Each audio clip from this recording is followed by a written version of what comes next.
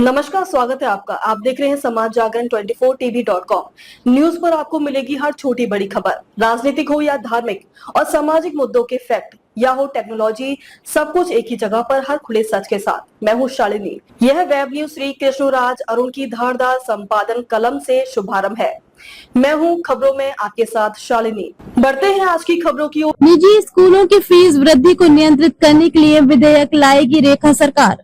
उल्लंघन पर 20 लाख रुपए तक का जुर्माना। दिल्ली सरकार मानसून सत्र में निजी स्कूलों की फीस वृद्धि को नियंत्रित करने के लिए विधेयक लाएगी। पहली बार मनमाने ढंग से फीस बढ़ाने पर स्कूलों पर 1 लाख रुपए से 5 लाख रुपए तक का जुर्माना लगाया जाएगा और बार बार उल्लंघन करने पर 2 लाख रुपए से 10 लाख रुपए तक का जुर्माना लगाया जा सकता है। दिल्ली विधानसभा अब कागज रहित ई विधानसभा के रूप में काम करेगी। दिल्ली की मुख्यमंत्री रेखा गुप्ता ने शनिवार को कहा कि दिल्ली सरकार आगामी मानसून सत्र में निजी स्कूलों द्वारा फीस वृद्धि को नियंत्रित करने के लिए एक विधेयक पेश करेगी।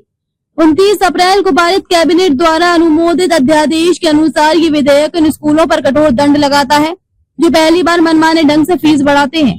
स्कूलों पर 1 लाख रुपए से 5 लाख रुपए तक का जुर्माना लगाया जाएगा और बार बार उल्लंघन करने पर 2 लाख रुपए से 10 लाख रुपए तक का जुर्माना लगाया जा सकता है। यदि स्कूल निर्धारित समय के भीतर राशि वापस नहीं करता है तो जुर्माना 20 दिनों के बाद 2 गुना, 40 दिनों के बाद 3 गुना और हर 20 दिन की देरी के साथ बढ़ता रहेगा।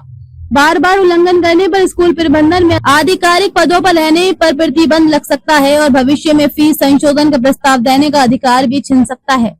मीडिया को संबोधित करते हुए गुप्ता ने कहा, दिल्ली सरकार 4 अगस्त से शुरू हो रहे विधानसभा के मानसून सत्र में निजी स्कूलों द्वारा फीस वृद्धि को नियंत्रित करने के लिए शिक्षा विधेयक पेश करेगी। अन्य नीतिगत कदमों पर प्रकाश डालते हुए उन्होंने घोषणा की कि दिल्ली विधानसभा अब कागज रहित ई विधानसभा के रूप में काम करेगी। उन्होंने कहा, ये खुशी की बात है कि दिल्ली विधानसभा अब कागज रहित होगी। हमने विधानसभा को आर विधानसभा के रूप में भी विकसित किया है क्योंकि ये अब पूरी तरह से सौर ऊर्जा पर निर्भर है। मुख्यमंत्री ने कहा कि सरकार के व्यापक डिजिटल और टिकाऊ शासन एजेंडे के तहत दिल्ली सचिवालय को कागज रहित बनाने के प्रयास भी चल रहे हैं।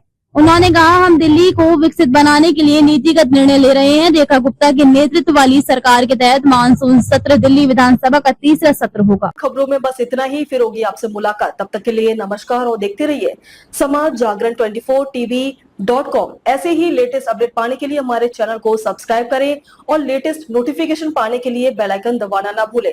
यदि आप फेसबुक, इंस्टाग्राम, ट्विटर, यूट्यूब के माध्यम से देख रहे हैं तो हमारे पेज को फॉलो जरूर करें। धन्यवाद।